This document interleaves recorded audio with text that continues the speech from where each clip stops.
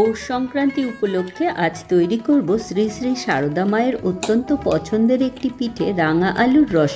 নরম তুলতুলে, মুখে দিলেই মিলিয়ে খাওয়াও খুবই উপকারী। নারকোল আর গুড়টা মেখে নিলে খুব কম সময়ে পুরটা তৈরি হয়ে যায়। আঠা আঠা হলে নামিয়ে নিন। প্রেসার কুকারে সেদ্ধ করেও নিতে পারেন, তবে স্টিম করে নিলে 70% নিউট্রিশন ভ্যালু বজায় থাকে। ম্যাশ করে ছাঁকনিতে ছেঁকে নিলে পেস্টটা মিহি হয়, তাতে পিঠেগুলো ভেঙে যায় না। নুন তো দিতেই হবে, সঙ্গে চালের গুঁড়োটা কম পরিমাণে দিতে হবে, না হলে শক্ত হয়ে যাবে। আঙুলের চাপে গর্ত করে ভিতরে পুরটা দিয়ে রোল করে সাজিয়ে রাখুন। হাই ফ্লেমে ছাকা তেলে ভেজে তুলুন। লো ফ্লেমে দিলে কিন্তু পিঠে ভেঙে যাবে। গরম রসে ভিজিয়েই তুলে নিতে হবে 5 মিনিটের মধ্যে, না হলে কিন্তু সব পিঠে ভেঙে যায়। রাঙা আলু হজম শক্তি বৃদ্ধি করে, দৃষ্টিশক্তি ভালো রাখে, হার্ট ভালো রাখে।